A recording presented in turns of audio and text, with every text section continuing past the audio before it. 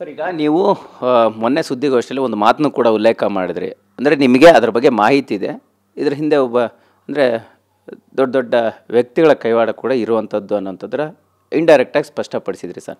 ಹಾಗಾದರೆ ಈಗ ಸಿನಿಮಾದಲ್ಲಿ ಅದನ್ನು ರಿವೀಲ್ ಮಾಡುವಂಥ ಆಗುತ್ತಾ, ಮತ್ತು ಅದು ಯಾರ ಕತೆ ಆಗಿತ್ತು, ಎಲ್ಲಿ ನಡೀತಾರಂಥದ್ದು ಅನ್ನೋಂಥ? ಅದನ್ನು ನಡೆಸಿರೋರು ಬೆಂಗಳೂರಿನ ದೊಡ್ಡ ಉದ್ಯಮಿ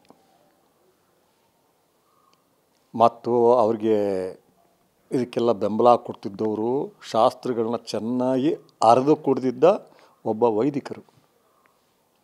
ಸೊ ಇವರೆಲ್ಲ ಸೇರಿ ಹೆಚ್ಚು ಕಮ್ಮಿ 35-40 ವರ್ಷಗಳ ಕಾಲ ನಡೆಯುತ್ತೆ.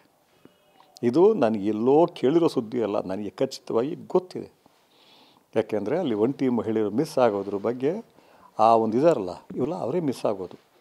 ಈಗ ಧರ್ಮಸ್ಥಳದಲ್ಲಿ 57 ಅಂತ ಹೇಳ್ತಾರೆ, ಇನ್ನೂ ಎಷ್ಟೊಂದು ನನಗೆ ಗೊತ್ತಿಲ್ಲ, ಹೊರಗಡೆ ಬರದೇ ಇರೋದು. 57 ಒಂಟಿ ಮಹಿಳೆಯರ ಶವಗಳು ಸಿಕ್ಕಿದೆ. ನಾನು ಯಾರು ಮಾಡಿದ್ದಾರೆ ಅಂತ ಹೇಳ್ತಿಲ್ಲ, ಯಾರ ಕಡೆನೂ ಬೆರಳು ತೋರಿಸ್ತಾ ಇಲ್ಲ. ಆದರೆ ನನಗೆ ಚೆನ್ನಾಗಿ ಗೊತ್ತು, ಅದೆಲ್ಲ ಬಲಿ ಕೊಟ್ಟಿರೋದು ನರಬಲಿಗಳೇ. ನೇಪಾಳ ಇಲ್ಲೆಲ್ಲ ಕಾಣಿಸೋ ಹಾಕಿ ಕೊಡ್ತಿದ್ದಾರೆ. ದೇವಸ್ಥಾನಗಳಲ್ಲಿ ದೇವಸ್ಥಾನ ಕಟ್ಟಿಸೋವಾಗ ದೊಡ್ಡ ದೊಡ್ಡ ಪೂಜೆಗಳಲ್ಲಿ ಕೊಡ್ತಾರೆ.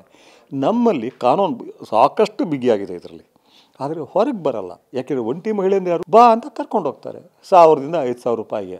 ಅವಳು ಸ್ವಂತ ಅಡ್ರೆಸ್ ಹೇಳಿರಲ್ಲ ಅಥವಾ ಮನೆಗೆ ಹೇಳಿ ಬಂದಿರಲ್ಲ. ನೀನು ಏನಾರು ಮಾಡಿದ್ರೆ ಇಂಥವ್ರಿಗೆ ಗೊತ್ತಾಗತ್ತೆ ಅಂತ ಹೇಳೋ ಸ್ಥಿತಿಲಿ ಇರಲ್ಲ. ಅವಳನ್ನ ಹೊಡೆದ್ರೆ ಮನೆಯವರು ಕೂಡ ಕಂಪ್ಲೇಂಟ್ ಕೊಡೋಕ್ಕೆ ಹೋಗಲ್ಲ. ಅವಳು ಮಿಸ್ ಆಗಿದ್ದಾಳೆ, ಎಲ್ಲೋ ಹೋಗಿದ್ದಾಳೆ.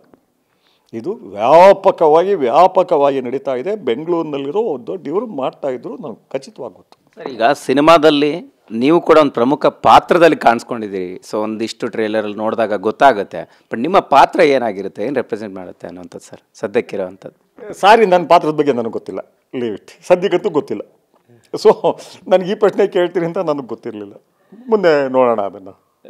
ಅಂದರೆ ಅದೊಂದು ತುಂಬ ಪವರ್ಫುಲ್ ಪಾತ್ರ ಆಗಿರುತ್ತೆ ಅಂತ ಒಂದು ಮಾಹಿತಿ ಸರ್. ಸದ್ಯಕ್ಕೆ ಏನಂತಂದರೆ ಅದು ಏನು ರೆಪ್ರೆಸೆಂಟ್ ಮಾಡ್ಬೋದು? ಹಾಗಾದರೆ ಏನು ಹೇಳಕ್ಕೆ ಹೊರಟಿದ್ರಿ ಅಂತ? ಸಾಮಾನ್ಯವಾಗಿ ನಾನು ಮಾಡಿರೋ ಸಿನಿಮಾಗಳು ಎಲ್ಲ ಭೂಗತ ಜಗತ್ತಿಗೆ ಸೇರಿದ್ದು. ಬೇರೆ ಏನಿರುತ್ತೆ ನೋಡೋಣ ಬಿಡಿ.